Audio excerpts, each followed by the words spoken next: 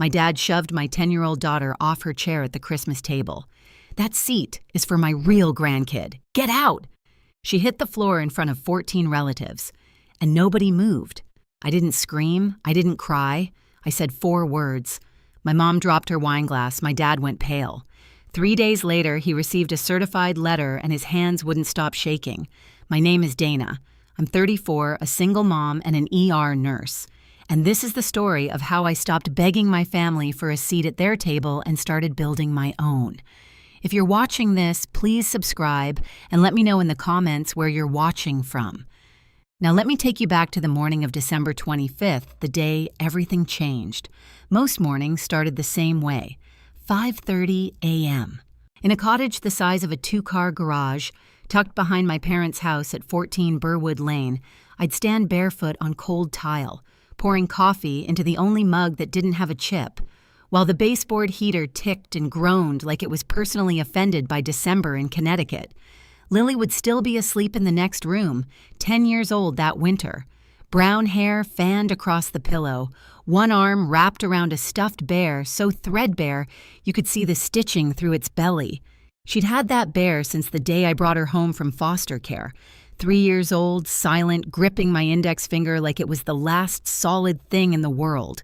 7 years later, she wasn't silent anymore. She drew constantly. Birds, houses, families at dinner tables. She read chapter books 2 grades above her level. And every few weeks, usually at bedtime, she'd look up at me and ask the same question. "Mommy, am I really yours forever?" Every time I gave the same answer. I'd been paying my father $1,100 a month to live in that cottage. Zelle transfer. First of every month, no exceptions. I had 84 screenshots on my phone. Every single payment time-stamped going back 7 years. I kept them because I'm an ER nurse, and ER nurses document everything. That's what we do. We chart, we note, we timestamp. My father said a lease wasn't necessary. We're family. He told me, "We don't need paper." I believed him for 7 years. I need you to remember that number, 84 payments, because it's going to matter later. Christmas at the Thornton house was a production, not a celebration, a production. My father directed it like a man who'd spent 30 years managing a bank branch and never learned to stop managing. Every year, the long oak table set for 14 to 16. The good china. Cloth napkins folded into something architectural. A seating chart unwritten but absolute. Richard Thornton at the head. My mother Vivian to his left. My older sister Brooke to his right with her daughter Harper beside her. Close enough to Grandpa that he could cut her meat and tell everyone how gifted she was. Harper was 8. She sat with the adults. Lily and I sat at the far end near the kitchen door where the draft came through, and you could hear the dishwasher running. Every year. If you're wondering whether the seating was accidental, it wasn't. Nothing my father did was accidental. 2 days before Christmas, my mother called. Not to ask what Lily wanted for a gift, not to check if Lily had grown out of last year's dress. She called to say, "Don't let Lily wear anything too flashy. Brooke just bought Harper a new dress, and you know how Harper gets if she's not the center of attention." I pressed my tongue against the back of my teeth and said, "Sure, Mom."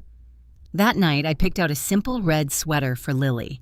She looked at herself in the bathroom mirror, smoothed the front with both palms, and asked me, "Mommy, can I sit next to Harper this year at the big table?" I told her I'd try. I should have known then. The seating chart wasn't about chairs. It was about who counted. And in my father's house, my daughter had never counted. Christmas Day, 4:17 p.m. The sky had gone the color of wet cement, and a thin snow was coming down, the kind that doesn't stick, but makes everything look like it's inside a snow globe, pretty and sealed. Lily carried a rolled-up piece of paper in both hands, held out in front of her like a candle at a church procession. She'd been working on it for 2 weeks, a painting on thick watercolor stock titled Our Family Christmas. Every person in the family drawn in bright gouache.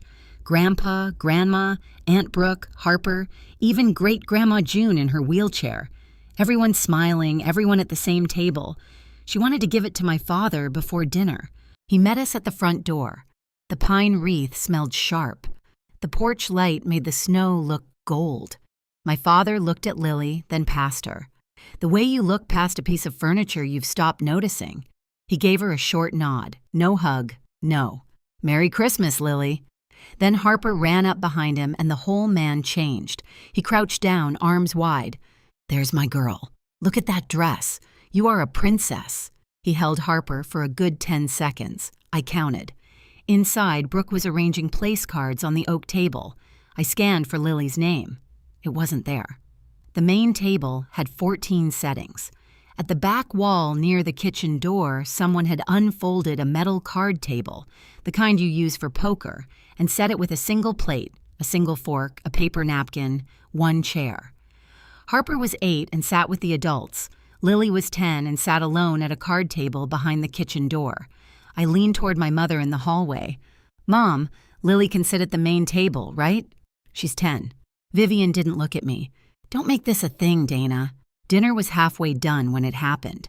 I'd been watching Lily through the kitchen doorway, alone at that card table, eating quietly, her painting rolled up beside her plate because she hadn't found the right moment to give it to my father. She kept glancing at the main table at Harper, laughing at my father carving seconds of ham for Harper's plate while telling a story about her ballet recital. Then Lily stood up. She picked up her painting, walked to the main table, and slid into the one empty chair. The seat meant for my cousin Jeff, who hadn't shown. It was next to me. She sat down, unrolled the painting on the tablecloth, and smiled. I made this for everyone, she said. My father set down his carving knife. The room didn't go quiet. It went vacuum sealed. 14 forks stopped moving at the same time.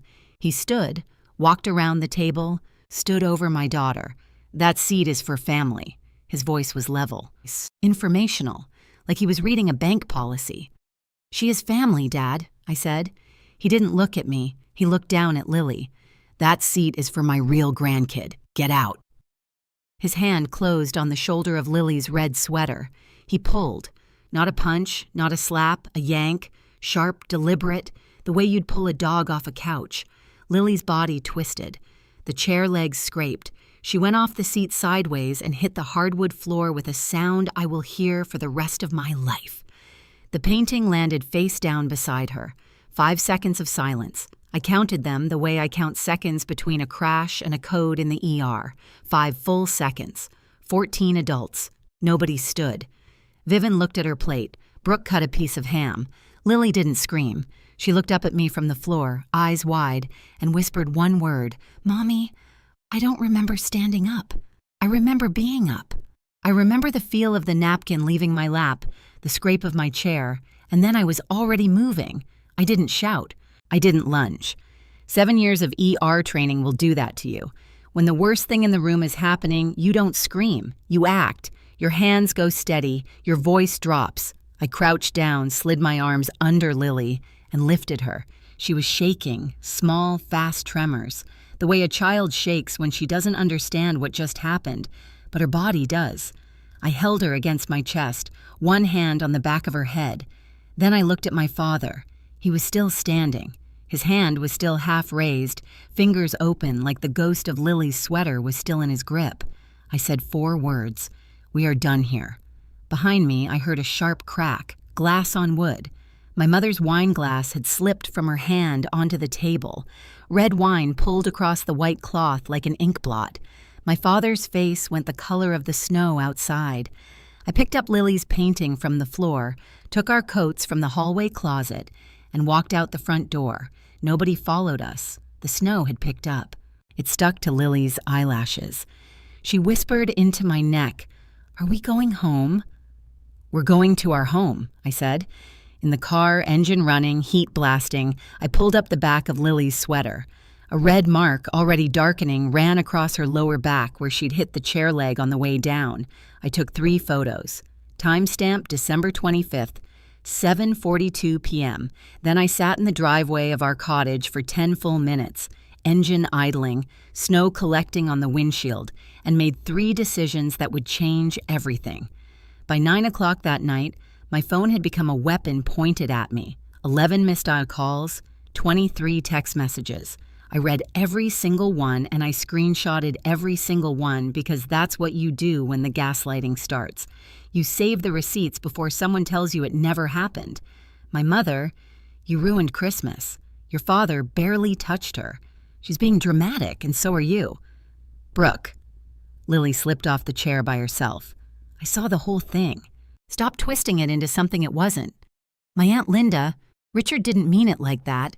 He's under a lot of stress. Come back tomorrow and apologize. Be the bigger person. 23 messages. Not one of them asked if Lily was okay. I set the phone face down on the kitchen counter and ran Lily a bath. I sat on the closed toilet lid and read her 2 chapters of her book while the bathroom filled with steam and the smell of the lavender soap she liked. She was quiet, not the scared quiet from the floor, a thinking quiet. At bedtime, she looked up at me from her pillow and said, "Is Grandpa mad because I'm not really his?" I brushed the hair off her forehead. "You are really mine. That's what matters."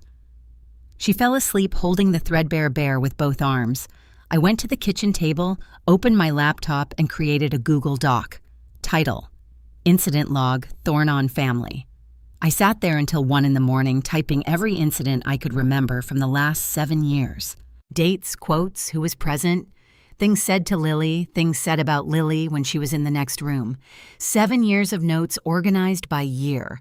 I didn't reply to a single message that night. I had screenshots. That was enough. December 26th, 8:14 a.m. Lily was still asleep when the knocking started. Not a polite knock, the flat of a palm against the cottage door, hard enough to rattle the chain lock. I knew who it was before I looked through the peephole. My father stood on the step in his good overcoat, breath clouding in the cold. No casserole dish, no apology face. I opened the door 6 in and kept my body between him and the hallway to Lily's room. He didn't say good morning. "You embarrassed me in front of my family."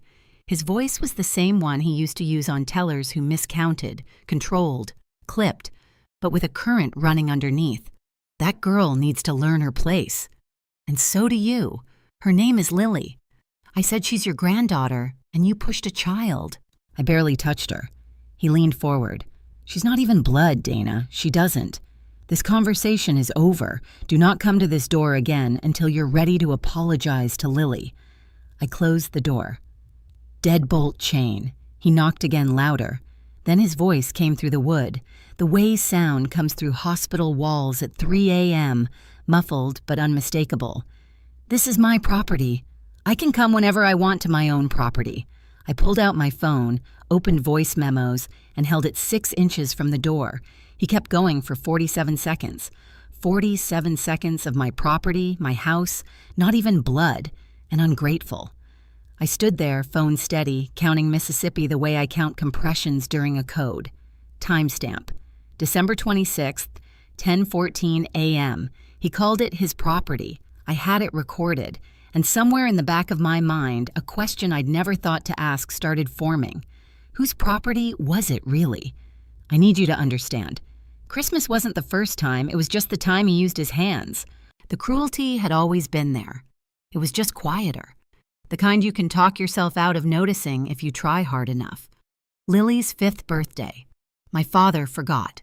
Not forgot. The way busy people forget. Forgot the way you forget something that was never on your calendar. Harper's 5th birthday. 6 months later, he rented a bounce castle and a snow cone machine and posted 11 photos on Facebook, captioned, "My little princess turns 5.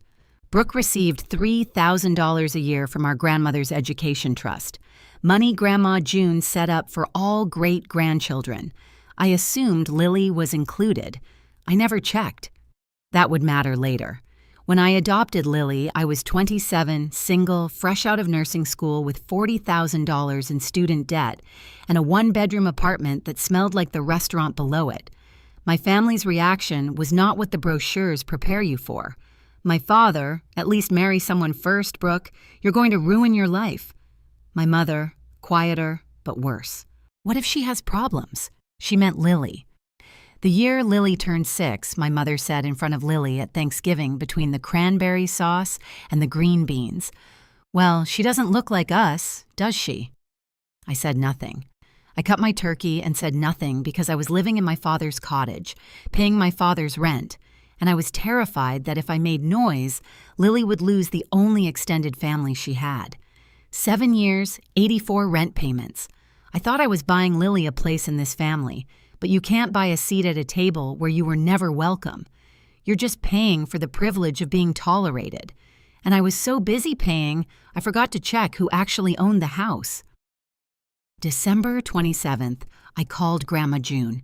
She lived at Maplewood Assisted Living, 40 minutes east, in a single room with a quilt on the bed and 3 decades of school photos on the wall. 82 years old, arthritic hands, sharp mind, and the kind of quiet authority that comes from teaching 3rd graders for 30 years. She never needed to raise her voice because every child in the room already knew she meant business. I told her what happened. All of it. The card table, the chair, the floor, the sound. She went silent. Not the silence of confusion, the silence of a woman counting to 10 before she speaks. So the words come out precise. He pushed Lily onto the floor. Yes, ma'am. Another silence. 10 seconds. I counted. Then, Dana, I need to ask you something. Are you and Lily still living in the cottage behind the house? Yes. And who told you that house belongs to your father? My stomach dropped. Everyone says it's his. He inherited it, didn't he? The sound Grandma June made was not a laugh. It was the ghost of one. I never transferred the deed, sweetheart. That house is still mine. Every brick, every shingle, every inch of that cottage your father charges you rent for. He has been living in my house for 15 years and telling everyone it's his. I sat down on the edge of my bed. The room tilted slightly, the way it does when a patient you thought was stable suddenly isn't. I'm calling Marcus. She said, You remember Marcus Webb from your college? He handles my estate. I did remember Marcus, trust and estate attorney. Quiet, thorough, the kind of lawyer who reads footnotes. Grandma, what are you going to? Nobody pushes my great-grandbaby and keeps living in my house. Nobody. She hung up. And the question I'd been forming since my father's voice came through that door, whose property is it really, had just been answered. Marcus Webb called me the next morning at 8:15. He didn't waste time on small talk. Lawyers who handle estates for 82-year-old women on a mission don't have time for pleasantries. I pulled the county land records online last night. He said 14 Burwood Lane. The deed is recorded in the name of June A. Whitmore. There's no transfer, no quitclaim deed, no life estate, nothing. Your father has zero legal ownership of that property. I stared at the wall above my kitchen sink at a water stain shaped like a comma that I'd been meaning to paint over for 3 years. He's been an occupant, Marcus continued, essentially a tenant without a lease. And since he represented to you that the cottage was his property and collected rent from you, we have a situation. What kind of situation? Unjust enrichment. You've been paying rent to a person who had no legal right to collect it. 7 years, $1,100 a month. Dana, that's $92,400. I set my coffee down because my hand wasn't steady enough to hold it. $92,400. I did the math differently in my head. That was 7 years of overnight shifts. That was holidays I worked so Lily could have birthday presents. That was the time I picked up a double on Thanksgiving because the rent was due on the 1st and my checking account had $800 in it. All of it paid to a man who didn't own a single brick of that house. Marcus sent the scanned deed to my email 10 minutes later. I opened it on my phone. There it was recorded at the county clerk's office in neat black type. June A. Whitmore. Clear, permanent, undeniable. I saved it in 3 places. I was an ER nurse. I documented everything, and I was just getting started. The deed was the first crack. The trust was the canyon. Marcus called again that afternoon. He'd requested the account records from the bank that held Grandma June's education trust, a revocable trust she'd created in 2016, funded with $120,000, designated for the educational benefit of all great-grandchildren of John Whitmore. She'd named my father as trustee because he was, in her words, good with money. I could hear Marcus turning pages, The original balance was $120,000, he said. The current balance is $11,340. I pulled the phone away from my ear and looked at it. The way you look at a machine that's just given you a reading you don't trust. Where did the rest go? 14 withdrawals between 2019 and 2024. Every single one is coded as educational expenses. Harper Thornton Hayes. He paused. Dana Harper attends public school. There's no tuition. $18,660 withdrawn in Brooke's daughter's name for an education that was free. I thought about Brooke's kitchen renovation 2 years ago, the Cancun trip, the designer bags that showed up in her Instagram stories with captions like, "Treat yourself and because I deserve it." And Lily? I asked. There's not a single withdrawal in Lily's name. Another pause, longer this time. In fact, Lily isn't listed as a beneficiary at all. The trust says all great-grandchildren. But your father, as trustee, never added her. He had the administrative duty to include her. He chose not to. $18,660 gone. And my daughter's name was nowhere in the document. Not because she wasn't eligible, because my father made sure she wasn't. I closed my eyes, breathed, and for the first time since Christmas, I felt something colder than anger. Marcus set up a 3-way call that evening, me, him, and Grandma June. I sat at the kitchen table with the laptop open and Lily's door closed, the sound of her audiobook playing softly down the hall, some chapter book about a girl who befriends a dragon, the kind of story where things turn out right. Marcus walked Grandma June through everything. The deed, the rent, the trust, the 14 withdrawals, the missing beneficiary. He spoke the way he always did. Level, precise, like he was reading a lab report. When he finished, Grandma June went quiet. I watched the clock on the microwave. 15 seconds. I was counting again. In the ER, you learn that silence can mean 2 things, a patient crashing or a patient deciding to fight. Then she spoke, and her voice was so calm it could have frosted glass. Marcus, I need 3 things done before New Year's. First, freeze the trust today. No more withdrawals by anyone. Second, I want a full accounting from Richard. Every dollar, every receipt, he has 30 days. Third, prepare an amendment. The sole beneficiary of the Education Trust effective immediately is Lily Marie Thornton. Marcus said, "Yes, ma'am." "And the house? They've been living in my house for 15 years without paying me a cent and charging my granddaughter rent." Her voice didn't shake. It sharpened. "Give them a proper 30-day notice to vacate. Certified mail." I started to say something. "Grandma, are you sure? Mom will—" She cut me off. "Your mother watched a grown man push a child onto the floor, Dana, and she picked up her fork, I'm sure. I heard the click of her hanging up, clean and final, the way she used to close her classroom door after the last student filed out. The trust was frozen. The clock was ticking, and I hadn't raised my voice once." December 29th, 4 a.m. Lily asleep. Cottage quiet. Kitchen table turned into a command center. I'm a triage nurse. When a trauma comes in, you don't panic. You organize. You assess what's bleeding, what's broken, what can wait, and what can't. Then you move one task at a time until the board is clear. I applied the same logic to my father. Folder 1, the manila one, physical copies. 3 printed photos of Lily's bruise with timestamps.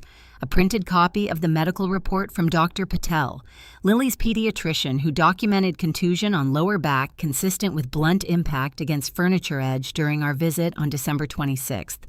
Folder 2 digital backed up to cloud. The Google Doc incident log, now 23 pages covering 7 years. 23 screenshots of text messages from Christmas night, each with timestamps and sender names. The 47-second voice memo of my father at the door. 84 Zelle payment confirmations totaling $92,400. The scanned county deed. The trust account statements showing 14 unauthorized withdrawals. 7 items, 7 years of silence organized into evidence. I called Dr. Amara Singh's office when they opened at 9, a pediatric counselor in Glastonbury who specialized in children processing family disruption. First available appointment, January 2nd. Marcus emailed me 3 drafts by noon: the 30-day notice to vacate, a demand letter for full trust accounting, the trust amendment naming Lily as sole beneficiary, ready for Grandma June's notarized signature. I printed everything, stacked it, clipped it. Then I sat back in my chair and realized something I'd never felt before in that cottage. I wasn't asking anyone for permission. I wasn't tiptoeing around anyone's ego. I wasn't measuring my words against the cost of rent. For the first time in 7 years, I was just acting. It felt like breathing after being underwater. December 30th, the call I should have made 5 days earlier. The call I should have made years ago, if I'm being honest. But that's a different kind of reckoning. Marcus had walked me through it the night before. An adult used physical force on a 10-year-old child, causing her to fall and sustain visible bruising. Under Connecticut law, that meets the threshold for a report to DCF, Department of Children and Families. You can file as the parent. I sat at the kitchen table at 10 a.m. with the hotline number written on a Post-it. Lily was at the other end of the cottage, cross-legged on the living room rug, painting a snow owl with her watercolors. I could see the back of her head from where I sat, brown hair still messy from sleep, bent in concentration. I dialed. My hand shook. Not from fear, from the weight of 7 years pressing down on a phone that weighed 6-0. Reporting your own father to Child Protective Services is not something they prepare you for in nursing school. It's not something anyone prepares you for anywhere. The intake worker was patient. I gave dates, descriptions, the medical report reference number from Dr. Patel. I described the bruise, the chair, the 14 witnesses who did nothing. I submitted a written follow-up statement by email that afternoon with the photos attached. Case opened, confirmation number recorded, investigation timeline, 30 to 45 days. A caseworker would contact Richard Thornton for an interview. I set the phone down, looked across the room at Lily, who was holding her paintbrush up to the light, checking the color. She didn't know I just made that call. She didn't need to. That was my job. To make the calls, she couldn't, so she could keep painting snow owls in the safety of a warm room. If you've ever held a phone in your hand knowing you should have dialed years ago, you understand exactly what that moment cost. And I need to tell you, this story is far from over. What happened next is the part I still can't believe. If you're with me, hit subscribe and drop a comment. What would you have done that Christmas night? Let's keep going. New Year's Eve. While most of Connecticut was uncoring champagne and watching the ball get ready to drop, Marcus Webb was standing at the post office in downtown Hartford, holding a white envelope stamped with the words that were about to dismantle my father's entire self-image. Certified mail, return receipt requested, inside a formal 30-day notice to vacate addressed to Richard and Vivian Thornton for the property at 14 Burwood Lane. The language was clean, almost gentle in its precision. Property owned by June A. Whitmore. No lease agreement exists between the parties. Occupants are hereby notified to vacate the premises within 3,030 days of receipt. A process server delivered a duplicate copy in person that same afternoon. Belt and suspenders. Marcus said, "You don't leave room for I never got it."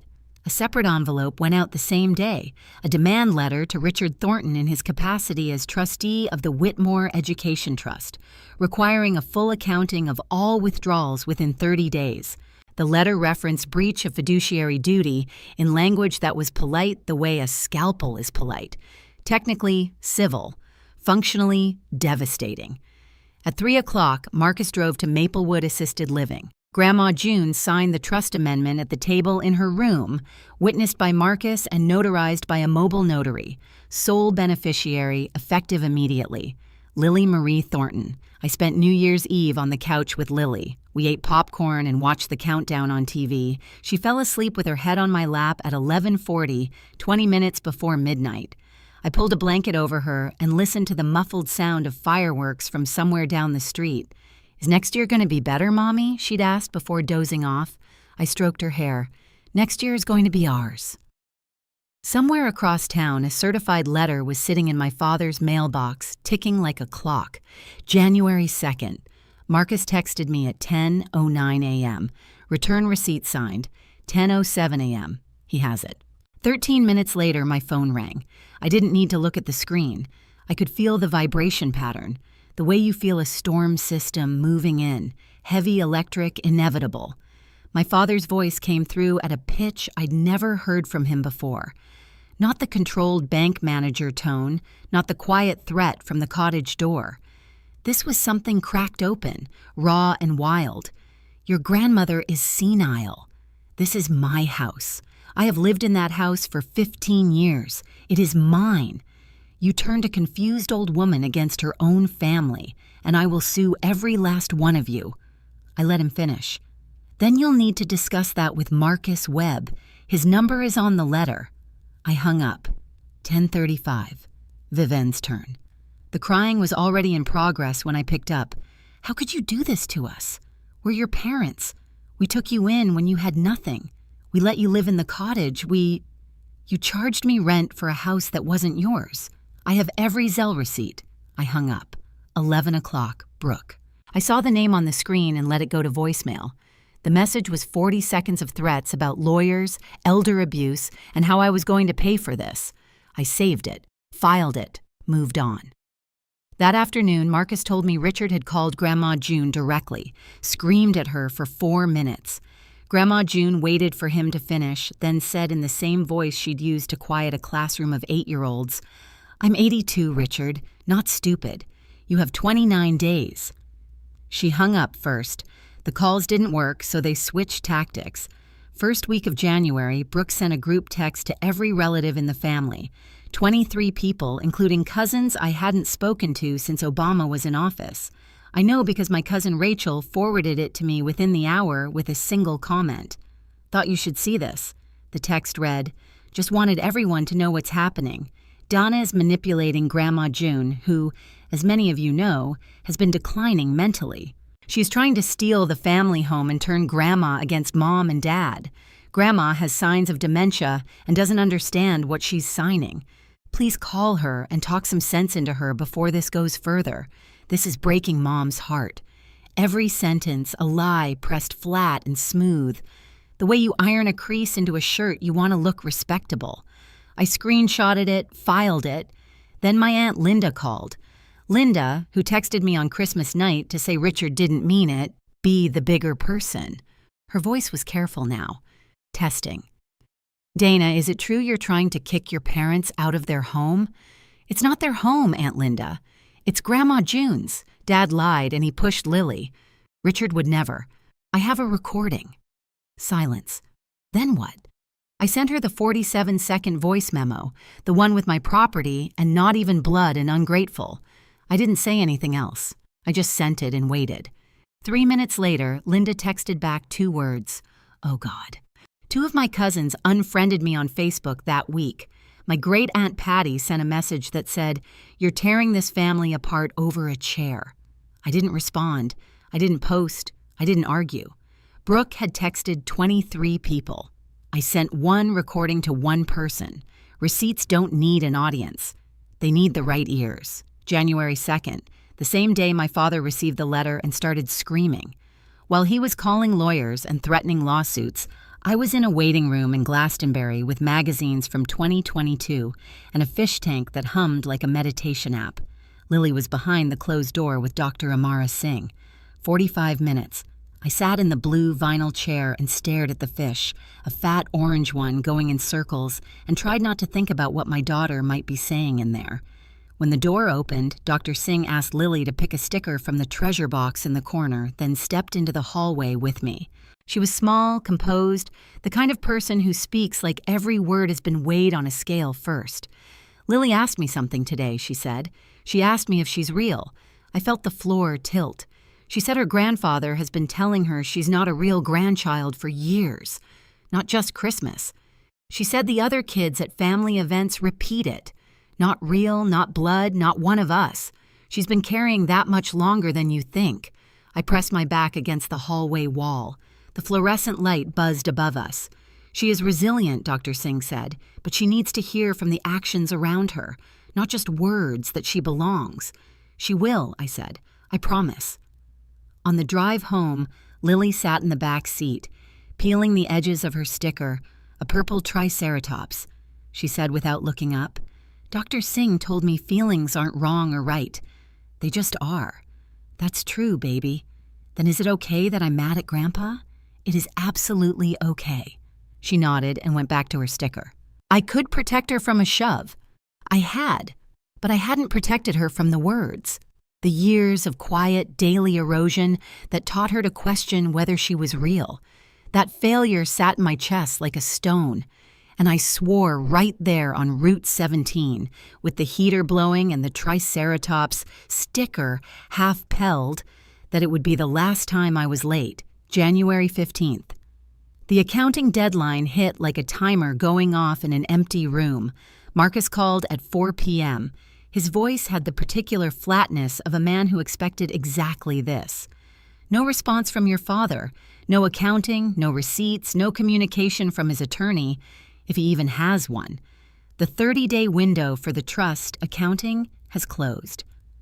I was in the break room at the hospital, still in scrubs, eating a granola bar that tasted like pressed sawdust. Through the window, I could see the parking lot dusted with old snow, gray and pitted. What happens now? Under Connecticut statute, a trustee who fails to provide an accounting upon demand from the GRTOR or a beneficiary can be removed by the probate court. I'm filing a petition tomorrow to remove Richard as trustee of the Whitmore Education Trust and requesting a court-ordered audit of all disbursements. I let that settle. A court-ordered audit.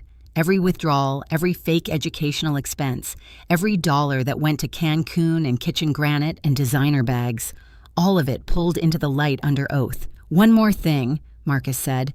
Brooke retained an attorney. He called me this morning. Off the record, and I mean truly off the record. He told me her position is, quote, extremely weak, and he's advised her to settle. I almost smiled. Almost. And the house? The 30-day notice was served December 31st. They have until January 30th to vacate. If they don't, we file an eviction action. But Dana, I don't think it'll come to that. Your father is a man who can't afford to have an eviction on public record. His pride won't let it get there. I looked at the calendar on the break room wall. Someone had drawn a smiley face on the 30th. 15 days. After 15 years of lies, my father had 15 days.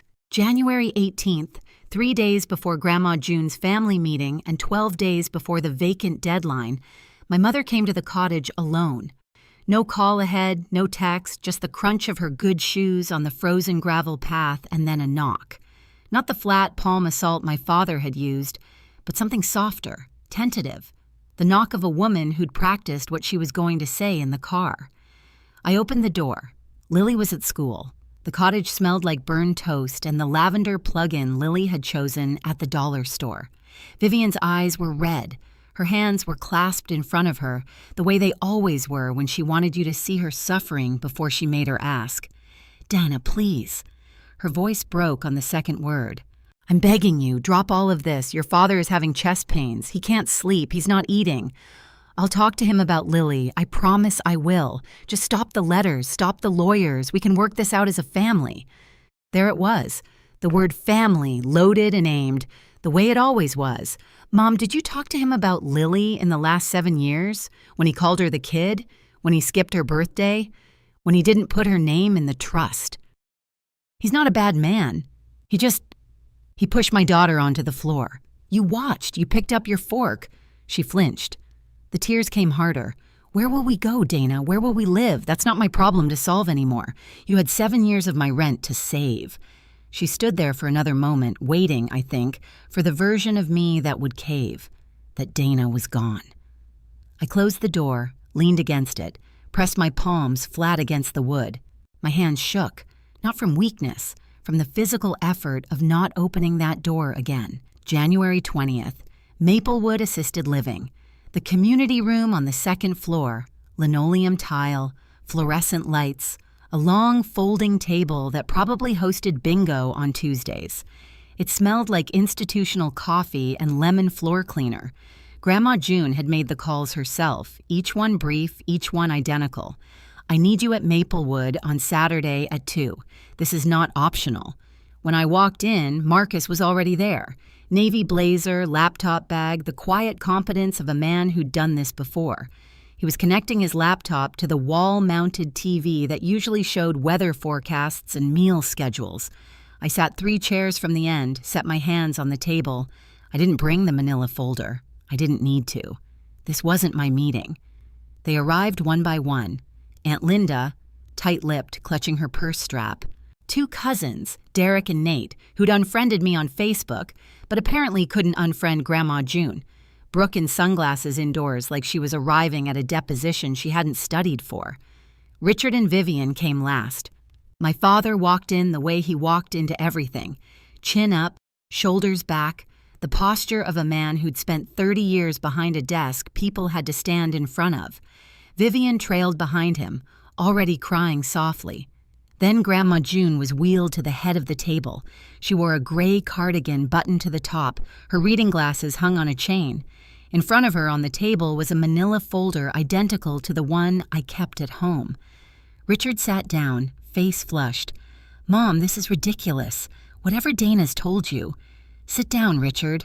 Her voice cut the room like a ruler on a desk. "I have a few things to show everyone." Marcus opened his laptop. The TV screen flickered to life and the room went very, very still. This is the moment. Everything Dana documented, every screenshot, every receipt, every recording she filed away instead of firing back, it all leads right here to this room. If you're on the edge of your seat, hit that like button and tell me in the comments. Do you think Richard will finally face what he did? Stay with me. Grandma June spoke the way she taught, slowly, clearly with the patience of someone who knows the class isn't going to like the lesson. 15 years ago, I allowed Richard and Vivian to move into my home on Burwood Lane. It was a kindness, not a transfer. She nodded at Marcus. He placed a printed sheet in front of every person at the table. This is the county land record for 14 Burwood Lane. The owner today, as it has been since 1987, is June A. Whitmore, me. Richard's jaw moved, but nothing came out. The color was leaving his face the way heat leaves a room when you open a window in January. 10 years ago, Grandma June continued, I created an education trust for all my great-grandchildren, all of them. I named Richard as trustee because I trusted him. She paused on the word trusted, the way you pause on a crack in the ice. Marcus pressed a key. The TV screen lit up with a bank statement, rows of transactions, dates, amounts neatly highlighted in yellow. These are the withdrawal records from that trust, 14 withdrawals over 5 years, total $18,660, every one of them labeled educational expenses. Harper. She turned to Brooke. Brooke's sunglasses were off now. Her face had the color and texture of skim milk. Harper goes to public school. Brooke, there is no tuition. The room made a sound, not a gasp, more like the collective inhale of 6 people understanding something at the same time. Grandma June turned back to the table. Her voice didn't waver. And Lily Thornton, my great-granddaughter, Dana's daughter, was never added as a beneficiary. Not because she wasn't eligible, because Richard, as trustee, decided she wasn't family. She let that word hang in the air, family, like a nail driven through the center of the table. Richard stood up. The chair behind him screeched on the linoleum. I was going to transfer the deed. I was managing the trust properly. Brooke needed money for Harper's enrichment, and I made a judgment call as trustee. And show me one tuition receipt, Grandma June said. The room held its breath. Show me one invoice, one enrollment letter, one line item that proves $108,000 went to that child's education. Nothing. Richard's mouth opened and closed. He looked at Brooke. Brooke looked at her hands. Mom. Brooke started. Tell her it was for activities and tutoring and enrichment programs. Vivian said nothing. She stared at the folded hands in her lap the way she'd stared at her plate on Christmas night. Some people have one response to everything. Hers was disappearing. Then Aunt Linda spoke. She'd been sitting at the far end of the table, silent since she walked in, and when her voice came out, it was low and shaking. Not with tears, but with the kind of anger that comes when you realize you've been lied to and defended the liar. Richard, you told me Dana was the problem. You told all of us. You said she was bitter and dramatic and turning Grandma against the family. She held up the bank statement. This isn't bitter. This is theft. Derrick and Nate stood up without a word and walked out. The door clicked shut behind them. They didn't slam it. They didn't need to. Marcus spoke next. His voice level and professional as a court filing. For the record, Mrs. Whitmore has amended the Education Trust. The sole beneficiary is now Lily Marie Thornton. Mrs. Whitmore has also issued a 30-day notice to vacate the property at Burwood Lane. A petition to remove Richard Thornton as trustee has been filed with the probate court. Richard sat down slowly like a man whose legs had stopped reporting for duty. His hands resting on the table were trembling. The room was quiet, in the way a room is quiet after something has broken. Not peaceful, not resolved, just empty of everything except the sound of the fluorescent lights buzzing overhead. Grandma June turned to me. Her hand, small and knotted with arthritis, rested near my arm on the table. "Do you have anything to say, sweetheart?" I hadn't planned to speak. I'd come to listen, to watch, to let the paperwork do what paperwork does when people have spent years lying without it. But my grandmother asked, and I stood up, and the words came out the way they'd been waiting to come out for 7 years. Not loud, not fast, just clear. I looked at my father. I spent 7 years trying to earn a seat at your table for my daughter. She drew you a painting that night. It was called Our Family Christmas. She drew every single one of you in it, and you shoved her off a chair for it. I looked at my mother. I paid you $92,400 in rent for a house you didn't own. And when your husband pushed my child onto the floor, you picked up your fork. I looked at Brooke. You took $18,000 that was meant for my daughter's education. And then you sent a group text to 23 people telling them I was the one stealing. I stopped, let the silence sit.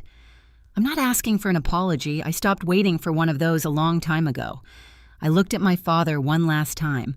I don't negotiate with people who push children. Lily and I are done. I sat down. Under the table, Grandma Jones' hand found mine. She squeezed once, firm, deliberate, the grip of a woman who'd raised 2 generations and wasn't finished yet. No one in that room said a word. The next 10 days moved with the slow, grinding certainty of paperwork doing its job. January 30th, vacate day. Marcus confirmed it by text at 6 p.m. They're out, confirmed with the neighbor. Moving truck left at 4. Richard and Vivian relocated to a 2-bedroom apartment in Meriden. $1,800 a month. The first rent check either of them had written in 15 years. My father didn't fight it. Marcus was right. Richard Thornton was a man who'd spent a lifetime building an image, and an eviction filing on the public record would have cracked it like a hammer through a window. He went quietly. That was the most dignity he'd shown in months. Second week of February, the probate court granted the petition to remove Richard as trustee. The judge's order was 3 pages long and included the phrase, failure to fulfill fiduciary duties. Marcus Webb was appointed successor trustee by Grandma June. Trust, balance at transfer $11,340 plus a $40,000 deposit from Grandma June's personal savings. Lily's education fund $51,340. Her name finally on the first page 3rd week of February. The DCF investigation concluded. Finding indicated. The caseworker's report documented the physical contact, the bruise, the medical report, and the 14 witnesses who did nothing. Richard was mandated to complete an anger management program. Failure to comply could result in a restricted contact order. Marcus sent my father a final demand. Repayment of $14,200, 12 months of rent, the maximum recoverable under the settlement Grandma June agreed to in order to end it cleanly. Richard had 60 days. The cashier's check arrived in $14,200. It wouldn't replace what those years cost, but it would put 6 months of rent in a savings account with Lily's name on it. Brooke held out longer than my father, but receipts don't care about stubbornness. First week of March, Marcus, in his capacity as successor trustee, sent a formal demand to Brooke Thorne & Hayes repayment of $108,660 in unauthorized trust withdrawals. The letter outlined two options. Option 1, full repayment on an agreed schedule. Option 2, a civil lawsuit filed by the trust for breach of fiduciary duty, with Richard named as co-defendant for authorizing the disbursements, and potentially a fraud referral for misrepresenting personal expenses as educational costs. Brooke's attorney called Marcus within 48 hours. They settled in mid-March, $60,000 payable at $2,500 per month over 24 months. It wasn't the full amount, but Grandma June approved it. "I want the money back for Lily." She told Marcus, "I don't want a war. Wars are expensive and they break the things you're trying to save." Every monthly payment would go directly into Lily's education trust. I heard through Aunt Linda, who had quietly stopped returning Brooke's calls, that Brooke sold her Lexus and replaced it with a used Honda. The summer trip to Turks and Caicos was canceled, and Kevin, Brooke's husband, had apparently discovered the scope of the withdrawals for the first time when the demand letter arrived. Aunt Linda said the word she used was blindsided. I didn't feel satisfaction. I want to be honest about that. I didn't feel the rush that people in movies feel when the villain falls. I felt tired and I felt clear, and I felt something close to relief. The way you feel when a bone is finally set after weeks of walking on it. Wrong. I told Marcus the same thing I'd told myself. I don't want Brooke to suffer. I want Lily to have what was always hers. March 14th. Marcus sent the email on my behalf. One paragraph addressed to Richard, Vivian, and Brooke. Clean as a surgical note. I am requesting that you have no direct contact with me or with my daughter, Lily, until further notice. Any necessary communication should be directed to my attorney, Marcus Webb, at the address and number below. I didn't explain why. I didn't list grievances. I didn't leave the door open with phrases like, maybe someday or when we're all ready. I just drew the line and stood behind it. Richard responded by mail, not through Marcus, not through email, but through a handwritten letter slipped into the cottage mailbox. I recognized the handwriting, the same sharp slant he used on birthday cards when he remembered to send them. 4 lines. "You destroyed this family. I hope you're proud of yourself. Your mother cries every night. This isn't over." I read it once, folded it, placed it in the manila folder, did not respond. In April, Vivian sent Lily a birthday card, pink envelope. Inside, 3 words in her looping cursive. Love, Grandma V. No mention of Christmas, no mention of the floor, no mention of anything that would require acknowledging what had happened. I held the card for a long time sitting on the edge of my bed after Lily had gone to sleep. Part of me wanted to give it to her, the part of me that had spent 7 years believing any connection was better than none. I put it in a drawer instead. Not forever, just not yet. No contact wasn't punishment. I want to be clear about that. It was the first boundary I'd ever drawn that I actually kept. It wasn't a wall built from anger. It was a door closed gently with a lock I chose not to hand the key to. Like the oxygen mask on an airplane. You put yours on first so you can breathe long enough to help the person beside you. May Connecticut in May smells like mud and cut grass, and the particular sweetness of apple blossoms opening along the fences on Burwood Lane. We moved into the main house on the first Saturday of the month. Grandma June insisted. "It's your home now," she said when I tried to argue. "It always should have been." Marcus was handling the deed transfer, a gift deed from June Whitmore to Dana Thornton, clean and legal and real. After 15 years of my father calling it his, the house would belong to someone who'd never once claimed to own something she didn't. Lily chose the upstairs bedroom with the window overlooking the backyard. She stood in the doorway for a full minute just looking. It was 3 times the size of her room in the cottage. Light poured through the glass and hit the hardwood floor in wide yellow stripes. "This is mine," she said. "This is yours." She hung one thing on the wall that first day, the painting, our family Christmas, the watercolor from that night, edges soft from where it had hit the floor. one corner slightly creased from being carried to the car in the cold. She smoothed it flat and pressed a piece of tape on each corner. She still saw Dr. Singh every 2 weeks. One afternoon in late May, she came out of her session and said to me in the parking lot with the sun on her face and her backpack hanging off one shoulder, "Dr. Singh says, I don't have to earn belonging. I just belong." I cried right there next to the car in broad daylight for the first time since Christmas. Grandma June visited every Sunday. They baked, they painted, they read together on the porch while the bees worked the garden. June called her my girl. Lily called her Great-Grandma June.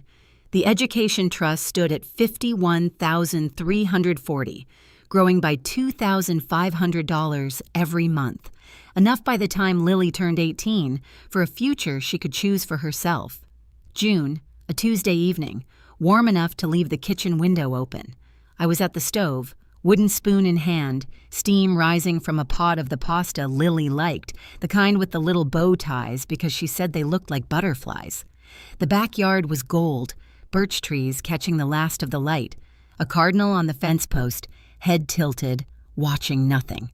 Lily came in from the living room at a run, socks sliding on the hardwood, and wrapped her arms around my waist from behind. She pressed her face into my back and I felt her breathe. "Mommy H, am I really yours forever?" The question, the same one she'd asked 100 times. The one I'd always answered the same way. Forever and always.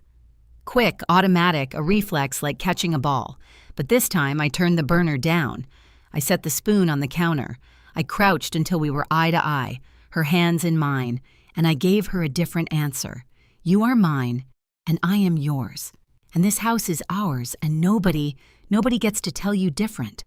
She smiled. Not the careful smile she used at my father's table, the one that asked permission. A real smile, wide and unguarded, the kind that starts in the eyes and doesn't stop. I hadn't seen that smile since before Christmas. Later, after she was asleep, I walked past her bedroom. The door was cracked open. The hallway light fell across the wall where the painting hung. Our family Christmas, but it was different now. She'd added to it. New figures in bright gash beside the original Dana and Lily, a small woman in a wheelchair, Grandma June, a lady with dark hair, Dr. Singh, a man in a blue blazer, Marcus. The people who showed up, the people who stayed, the people who never once asked her to prove she was real. No Richard, no Vivian, no Brooke. Smaller family, truer one. I leaned against the door frame and listened to my daughter breathing in a room that was hers, in a house that was ours, in a life we'd built, not from silence, but from the moment I finally broke it. Family isn't the people who gave you a chair at their table. It's the people who'd never take yours away. That's my story, mine and Lily's. If you've ever had to choose between keeping the peace and keeping your child safe, I hope this gave you permission to choose your child every single time. If this story stayed with you, hit subscribe, leave a heart below, and check the description for the next one because every kid deserves someone who says, "We are done here," and means it. Thank you for staying until the end.